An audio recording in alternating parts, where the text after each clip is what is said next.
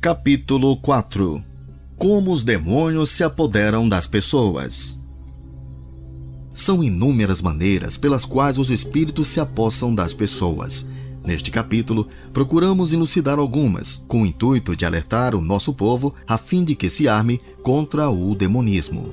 Esta peste que se propaga dia e noite em nosso país, disfarçada sob os mais diversos nomes religiosos e procurando aparentar cristianismo.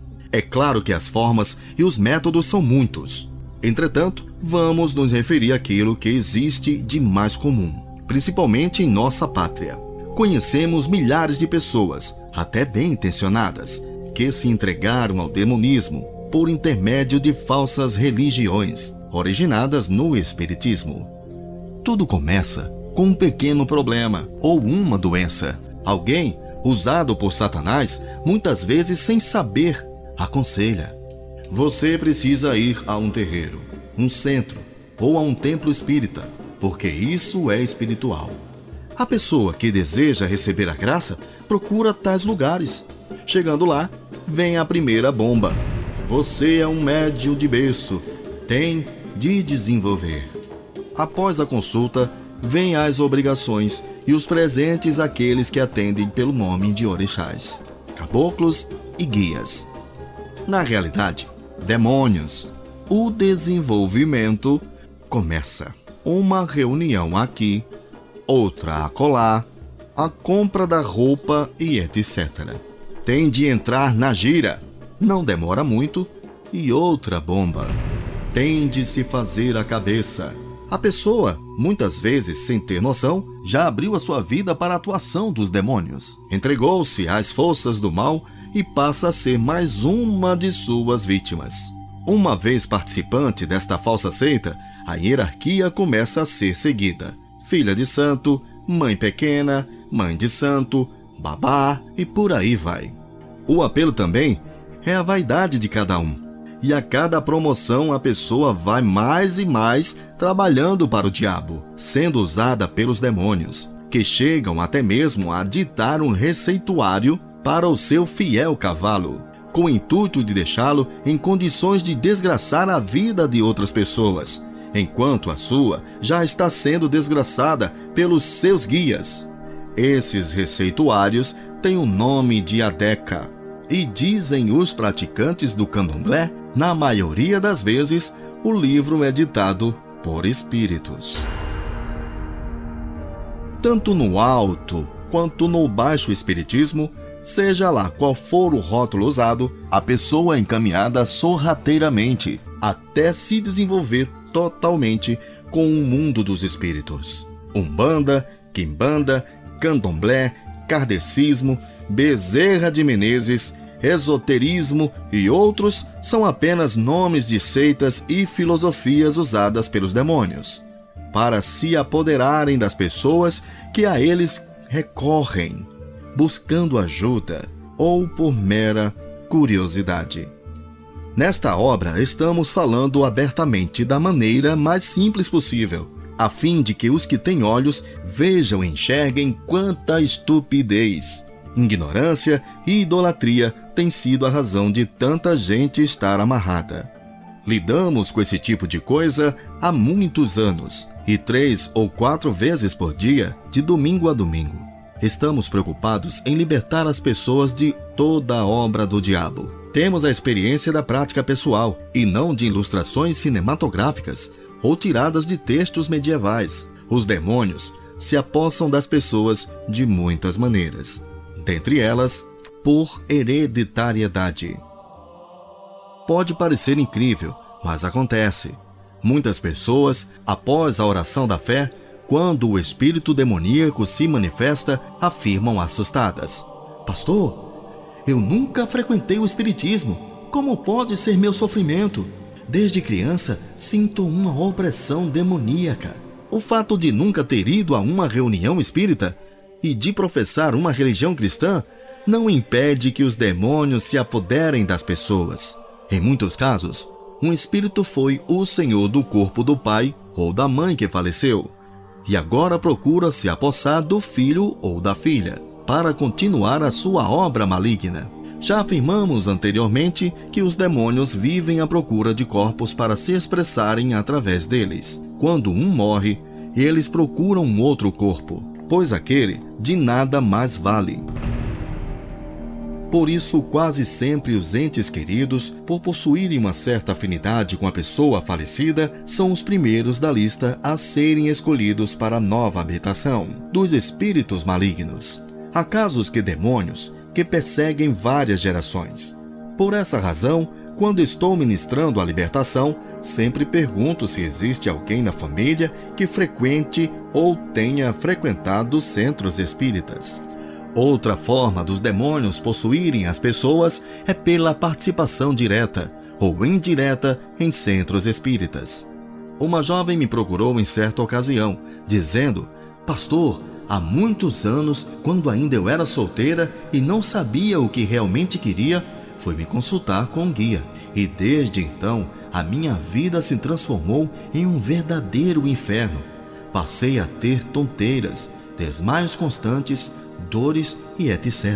Quando orei por aquela moça, imediatamente um espírito se manifestou nela e disse que estava ali para destruí-la, pois na concepção do demônio era o dono dela. Argumentou que ela tinha ido procurá-lo e agora terá que suportá-lo. É claro que ela foi libertada." Entretanto, aqui um esclarecimento. Quando alguém visita um lugar infestado de demônios, corre o risco de sair contaminado também, a menos que esteja preparado para tal. Os demônios ficam ansiosos para entrar em um corpo, e quando alguém cai na tolice de ir a um centro, onde eles estão fazendo suas chamadas, na certa ficará enredado com um ou mais deles. Outra maneira são por trabalhos ou despachos. Inúmeros trabalhos e despachos são feitos pelos adeptos da prática de macumbaria e feitiçaria, com o intuito de atingir um inimigo. Em alguns centros, há preços estipulados para os diversos tipos de trabalhos, os quais, na maioria das vezes, são receitados pelos próprios guias, tanto no voodoo quanto nas demais ramificações do espiritismo, que se atenha a tal prática. Não se pode negar a realidade diabólica dos feitos destes trabalhos. Se um trabalho ou despacho é feito com o nome de uma pessoa que não tem o Espírito Santo na sua vida, fatalmente terá resultados maléficos. Há casos em que vizinhos, parentes, pessoas apaixonadas, amantes e ex-amantes fazem trabalhos para arruinar a vida de quem está desprotegida espiritualmente. Torna-se vítima indefesa. Acontece muitas vezes também que tais pessoas, por sua vez, revidam, fazendo outro trabalho para desfazer aquele que amarrou a sua vida. Quando alguém nesta situação nos procura, basta uma oração em nome do Senhor Jesus Cristo para que o demônio se manifeste e confesse seu propósito maligno. Nesses casos, ele é expulso e todo o trabalho é desfeito para a honra e glória do nome de Jesus. Mais uma forma, o qual eles podem possuírem o corpo do humano, por maldade dos próprios demônios. Temos uma pessoa em nossa igreja que, no tempo em que frequentou o espiritismo, perdeu um filho com 17 anos. Ao passar por uma encruzilhada, deu um pontapé nas coisas ali arriadas. 1001 desastres automobilísticos têm acontecido nestas encruzilhadas, onde são colocados trabalhos de bruxaria. Existem demônios que se dizem responsáveis pelas encruzilhadas e vivem à espreita dos que passam por ali para deles se apossarem. Outra maneira é por envolvimento com pessoas que praticam o espiritismo. Este é um dos casos mais comuns.